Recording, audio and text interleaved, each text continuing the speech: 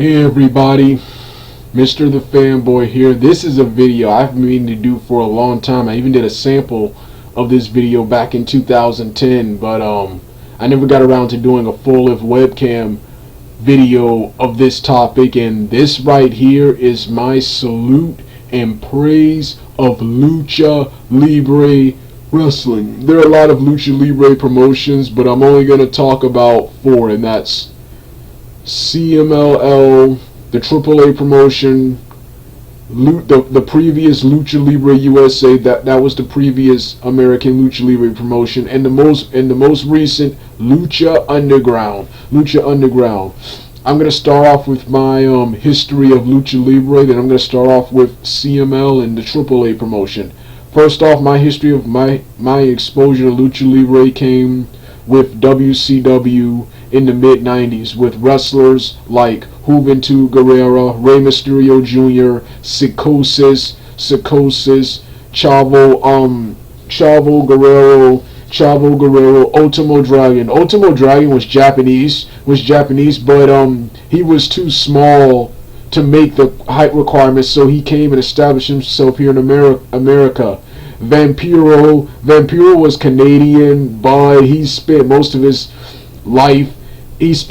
time in life at wrestling in Mexico and made his name there before he came here, and is with Lucha Underground today, and was most recently with the AAA.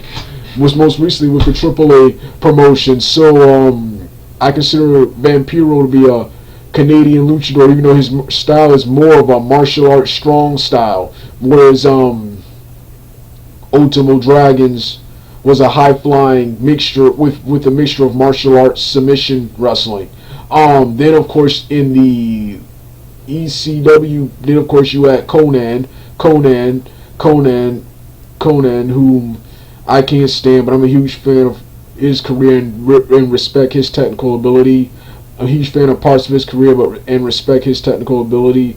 You also had the late Hector Garza, Silver King in the ECW promotion, super crazy. And hell, even Tajiri once again was a mixture of Japanese martial arts strong style with some Lucha Libre inspired maneuvers. And you had American wrestlers like Billy Kidman wrestling the Lucha Libre style, and of course the video game WCW versus the World, which gave me the video game WCW versus the World, which gave me other luchadors from around the world, like introduced me to the legendary he's not late, he's still alive, the legendary Mil Mascaras.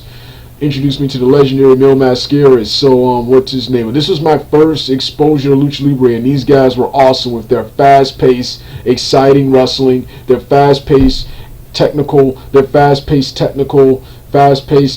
exciting wrestling, exciting brawling and martial arts skills, and unique maneuvers like the flying head scissors and the hurricanranas, two of my all-time favorite maneuvers from the Lucha Libre moves, and of course the planchas, the suicide dives, the moonsault, the 450 splash, the shooting star press, all of these, and of course the classic regular belly flop, the splash, some of my all-time favorite maneuvers. And these guys are one of the reasons I still watch wrestling. You don't get action like this in any other sport or competition or sport or form of entertainment, man. So yeah, huge fan of the luchadors, man. Huge fan of luchadors. This was my first exposure to them, and it was awesome. When I became older, and of course learned more about Eddie Guerrero and Rey Mysterio and the history of Lucha Libre through, I think it was a SmackDown magazine. I started becoming more interested in Lucha Libre. I started becoming more interested in Lucha Libre wrestling. I was reading and looking at images of this CML and AAA promotion, and I immediately became a fan of both of these promotions. Reading about the CML, start off with CML, which is the oldest promotion in existence, Been in existence since 1933. Been in existence since the 30s. Almost 80 something years, 70 plus years in existence. And then of course you got the AAA promotion when the late Antonio Pena broke away from CMLL. He formed the AAA promotion. At the time when I was introduced, I loved both of these promotions. I loved the CML promotion because it was more old school. Had this awesome blue square ring, which I think they have a golden ring now. Now this awesome blue square ring that I loved. Then of course you had the AAA promotion, which had this cool blue hexagon ring, and now more recently a giant red ring. And huge fans of both of these promotions for their awesome larger than life characters and gimmicks, fast paced, exciting wrestling, awesome storylines and feuds, awesome, and their respect and focus on wrestling, which is something I was really getting sick of here in America with the WWE being sports entertainment. With this, Lucha Libre would be considered sports entertainment too. However, most luchadors and Hispanics would take offense if you call their Lucha Libre sports entertainment, because it's not considered entertainment or sport. It's considered a way of life, almost like a martial art, kind of like in Japan. But if you've actually seen the product is vastly similar to soccer and boxing. Boxing mixed with entertainment. That's pretty much what Lucha Libre pretty much is. Lucha Libre pretty much is. I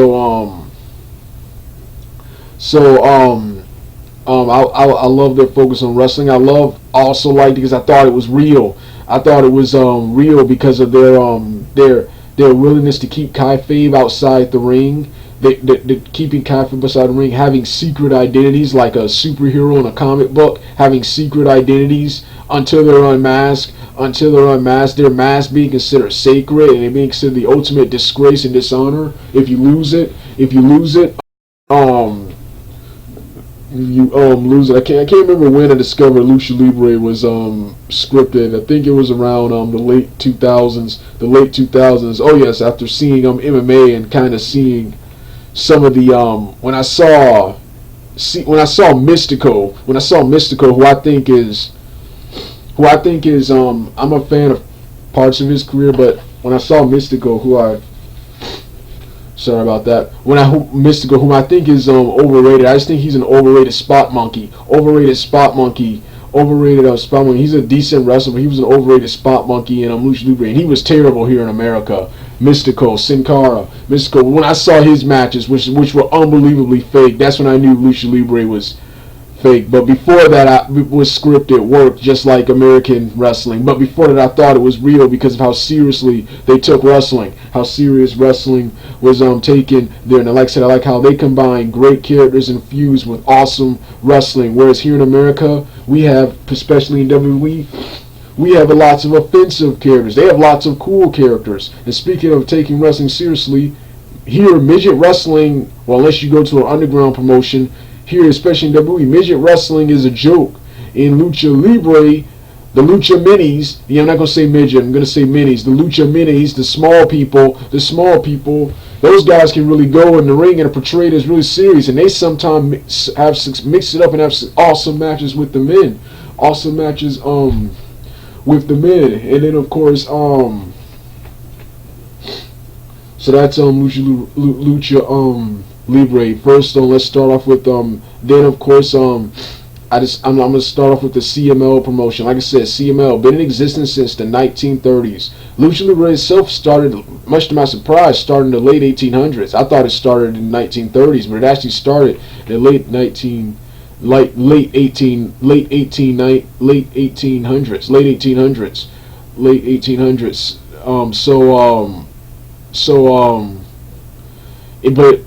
It became popular in the 1930s when the late Salvador Rudolph headlined shows with the legendary tag team. I think they're called Lee Perez Espressa Atomica, something like that. The late Gory Guerrero, father of the late Eddie Guerrero and the patriarch of the Guerrero family. The legendary late El Santo. These two were a tag team and headline shows in Lucha Libre. Then you had the legendary Blue Demon, the late Blue Demon. You also had Dr. Wagner Sr., the legendary Mil Mascaras, who popularized high-flying moves and introduced them to American audiences, introduced high-flying maneuvers to American audience, and that's what Lucha Libre created. They created the moves, the hurricanranas, the high-flying moves. That's what Lucha Libre created. First, wrestling was in the ring, was mano a mano in the ring. They introduced high-flying coming off the top rope, similar how the Japanese introduced strong style martial arts to wrestling, which you see now. Martial arts which will later lead to shoot fighting, which will later lead to the now MMA. So but I'll talk more about that in a salute of strong style and Japanese style wrestling, but that's later. But like I said, it started in the late 1930s, and they headline shows with those guys, and these guys were hugely popular. They were celebrities outside what's his name. El Santo is an icon in Lucha Libre, and it is an icon was an icon in Lucha in Mexico, and so is Gory Guerrero, the late Gory Guerrero. Then of course and this CML promotion, which is still here today, was the top promotion until the 90s, when Antonio Pena decided to break away from the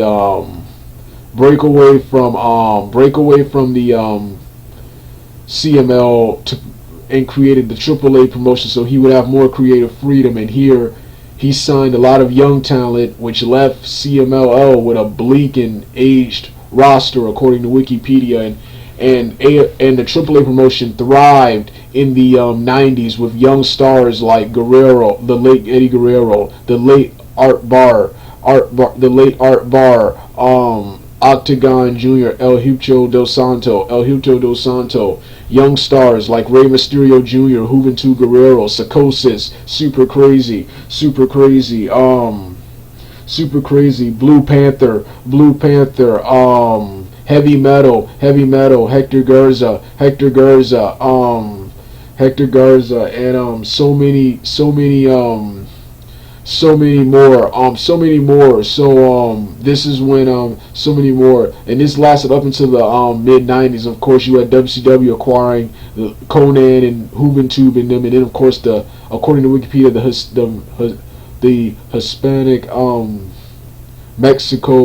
the Hispanic Mexico economy declined in the mid 90s, so that led to CML becoming the top promotion again, when they had a wrestler named Negro Casas and the legendary El Hijo del Santo, son of the legendary late El Santo, where these two feuded. And El Hijo del Santo, who was usually a good guy face, turned heel by turning on Negro Casas and dressing up as another wrestler and beating the crap out of him. CML became the top promotion again. But now with companies like WCW gone, the AAA promotion is back to being the major promotion. But the CMLL promotion is still a big time promotion. Recently, the CML promotion, with their CML anniversary show, one of their big pay-per-views in 2014, their 81th anniversary show, they became the second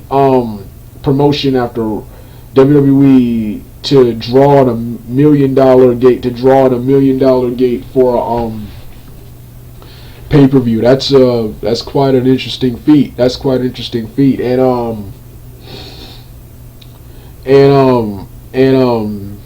at the time when I was hugely into CMLL and AAA, I liked both evenly. Now I like AAA more because they have a much younger roster, whereas CMLL has some young guys, but it's mostly headline and filled with an aging roster. But both shows are awesome and entertaining in their own way. And I'm going to start reviewing stuff from both shows. I've been trying to review stuff from Lucha Libre for a long time, but I haven't now. Because the only thing I hate about Lucha Libre, here's the stuff I don't like about Lucha Libre. Before I continue on with the AAA promotion, here's the things I don't like. Number one, they like a lot of tag team matches, which they call trios matches. They like a lot of tag team and elimination matches, which kind of makes the action sometimes confusing, especially with the language barrier. My next problem, which is one of the things I love about having Americanized Lucha Libre promotions here in America, which I'm going to get to. Next, having pay-per-views where every match is pretty much a tag team or some kind of battle royal or some kind of gimmick match. Not having one match. Like, take this past Triple Mania pay-per-view. Not one match was really a singles match except the two main events. Every match was some kind of tag team match, and that makes the action confusing. But other than that, Lucha Libre is awesome.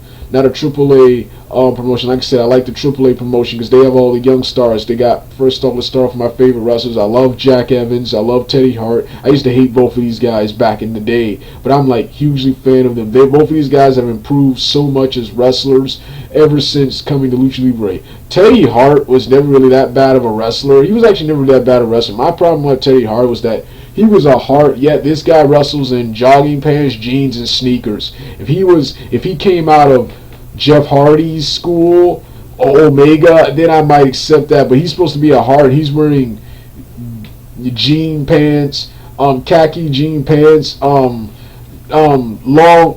jogging pants and sneakers in the ring. He finally got some real attire in Lucha Libre and is like a much more exciting wrestler and character he has the Tupac All Eyes on Me theme song. Another thing I love about Lucha Libre, since they're not on television and it's international, they can play popular rock and roll Hispanic songs like the Lowrider song from the George Lopez sitcom, and the next wrestler, Jack Evans, he uses Eminem's Lose Yourself. And like I said, Teddy Hart uses Tupac's All Eyes on Me song. Then of course you got who else? Who else do you have? You got Angelico, or you got Australian Suicide, a masked wrestler who's also part of the tag team of Angelico and Jack Evans. You got a goth stable led by Charlie Manson, which consists of Charlie Manson. Who else? Who else? Dark Corvero, something like that. Dark Escora, and Oz. So that's another stable. Then you have Electroshock, Cybernetico, Chessman, Judas Messias, El Zorro. Like I said, I mentioned the legendary Heavy Metal.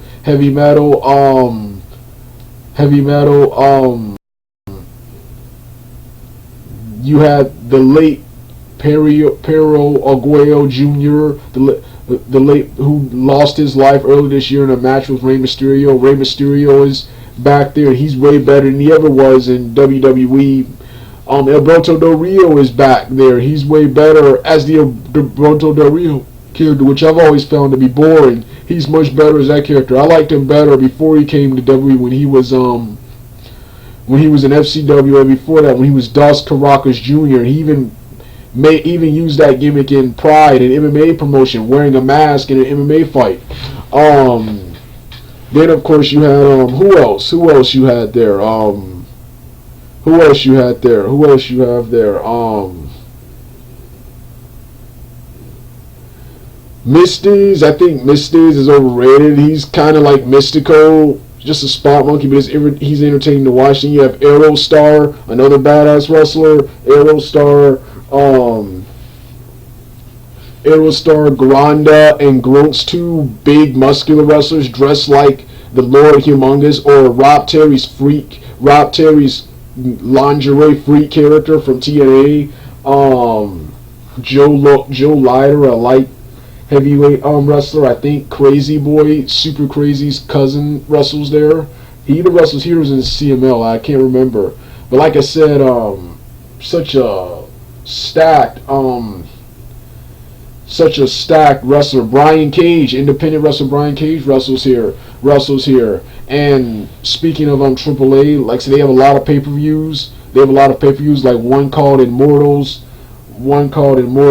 Another one called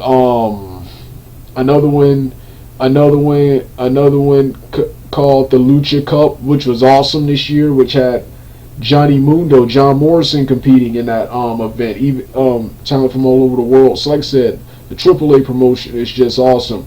AAA promotion. Then you have familiar faces like La Parca, Juventud Guerrera, Psychosis, Super Crazy, and people like that. Then of course, like, you have a bunch of independent promotions, which is where these big time promotions get their talent from. Then of course you got CMLL today. Like I said, they're not as good as they once were, and I don't think they're as good as the AAA promotion, but they have a lot of top stars. My favorites being Marco Corleone, who was WCW's and WWE's Mark Jindrak here in the States. He never became the big star he should have here in the States, but he became a huge wrestling star in Mexico. In Mexico. I like how they turned a basketball player, bodybuilder, into an awesome Lucha Libre wrestler. You have Ultimo Guerrero, no relation to the Guerrero family. Rey Bucanero, Negro Casas, who recently lost his mask and is a new gimmick. A new guy named Dragon Kid. Olympico, Atlantis, El Hugo del Santo.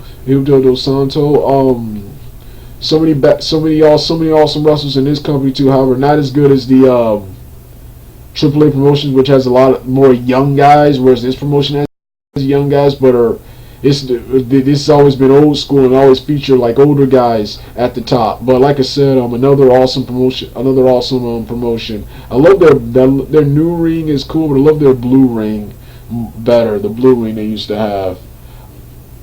So like I said, so many awesome luchadors to name, man. There's so many badass luchadors, man.